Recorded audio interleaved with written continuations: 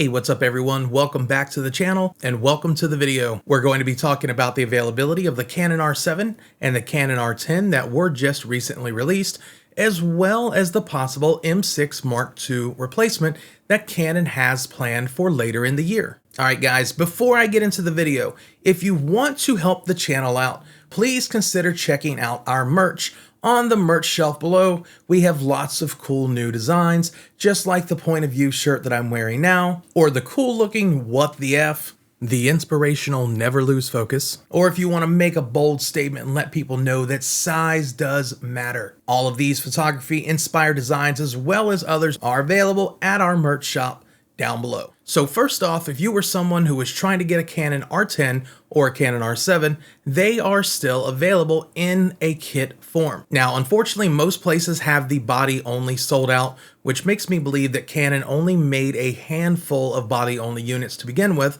because they wanted to focus on the new lens system with the Canon RFS. So more of their units went into kit units. If you look around the internet, places like B&H, Adorama, Best Buy, Amazon, you can find the Canon R10 and the Canon R7 in stock if you are willing to pay the extra for the kit lens that comes with it. Now, unfortunately, there doesn't really seem to be a big alternative to that other than just waiting a few months down the road and hoping Canon puts out the body-only versions of this camera in more quantities. Now, the upside to this is for anyone who has never been in the RF platform already, this is going to be a good starting point, as I believe the R10 kit is only about $1,100, whereas the R7 kit is right at $1,899, which, as I've said in previous videos about these camera systems, are pretty good entry-level points for someone who wants to get into an RF system. Now, in my description below, I'm going to try and put some links to some of the places that still have these in stock for anyone who wants to check them out. Now, moving on to the Canon M6 Mark II. In previous videos, I have made suggestions that it is probably the end of the line for the M6 Mark II, and more information from Canon has been leaked out, which kind of leads to that same belief. In any of the videos that I did talking about this camera, people were quick to point out an interview that Canon did quite a few months ago stating that they weren't going to get rid of the EOS M line. And while that may be true, that has nothing to do with the M6 Mark II. My theory on that is that they are planning on keeping the M50 around, as that right now is one of their more popular entry price level cameras that have been geared towards YouTube video content creation and vlogging. With the new information we have from Canon, their new camera is going to be an RF-based APS-C sensor camera, just like the R10 and the R7. However, it's going to have a form factor more similar to the M6 Mark II and is going to be considered a vlogger-style camera. With that said, considering the price point that a lot of people think this new RF vlogger camera is going to be, I can't really see Canon trying to put out an M6 Mark III and this camera simultaneously because one would end up cannibalizing the other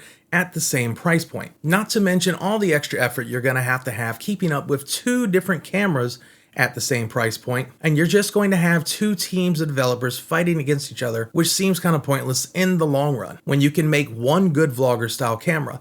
And we know at this point that Canon wants to move mainly to their RF platform and have that as the platform that accounts for 95% of their cameras. Now, as I said previously, I do think the M6 line is on its way out. I don't think we're going to see another M6 camera. If we do by some slim chance see a M6 Mark III, it is mostly going to be what I'm going to call a money grab camera, where they're going to do very, very little to the camera, kind of like when they went from the M50 Mark I to the M50 Mark II.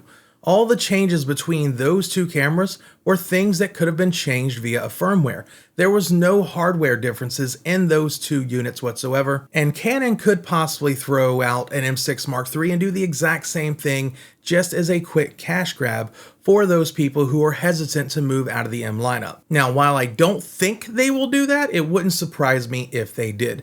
I think it's more likely that we're probably going to see an M50 Mark III at some point moving down the road, and the price of the M50 Mark II going down. That way you still have a $550 to $650 camera range for people to get into Canon on. The fact that they really aren't making any more EOS M lenses is very telling, as well as third-party companies have pretty much stopped as well. Now, I want to know how you guys feel about this M6 news. After seeing this new piece of information, do you finally think this is possibly the last nail in the coffin of the Canon M6. That Canon is 100% planning to replace the M6 line with a new, smaller, vlogger style RF camera. All right, guys, if you like this video, please don't forget to give it a thumbs up as it helps the channel and the video greatly.